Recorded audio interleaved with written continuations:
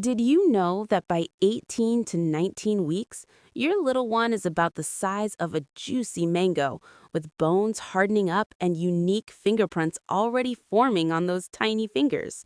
If you're feeling those first kicks, you're in for an exciting ride. Let's dive right into what's happening with your baby this week on the Parent Hub. At this stage, around 18 to 19 weeks, your baby's skeleton is shifting from soft cartilage to stronger bone, making those movements feel more defined. A fine, downy hair called lanugo starts covering their skin, right beneath a protective layer of vernix, that creamy white coating that shields their delicate skin from the amniotic fluid.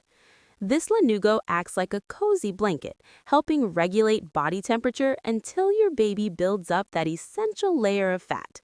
Speaking of movements, your baby's legs are now longer than their arms, giving them more leverage for those playful jabs and kicks.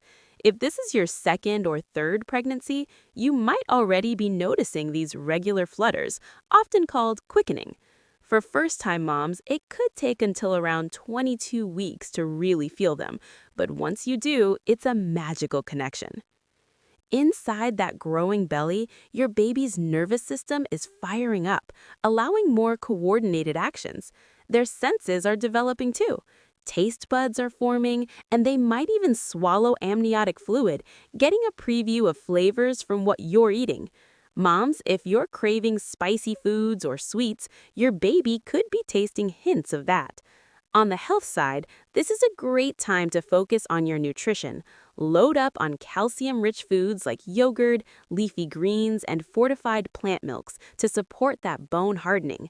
And don't forget prenatal vitamins. They're key for both of you. Moving into week 20, you're officially halfway through. Your baby is now roughly the size of a coconut, measuring about 10 inches long and weighing around half a pound. Thin eyebrows might be sprouting, along with some soft hair on their scalp. Behind those closed eyelids, their eyes are darting side to side, possibly reacting to sounds like your voice or music. Sing to your bump and you might get a response. Their skin is becoming more sensitive to touch now. If you gently press on your belly, they could squirm away or even push back like a little game of tag. This midpoint is often when ultrasounds reveal the gender, if your baby cooperates by turning the right way. But in 2026, prenatal tech has leveled up.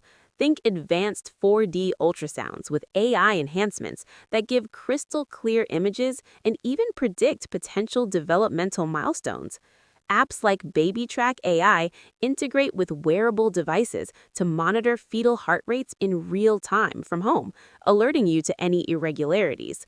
If you're into that, check with your doctor about FDA-approved gadgets. They're making monitoring safer and more accessible. Beyond the baby, let's talk about you, mom.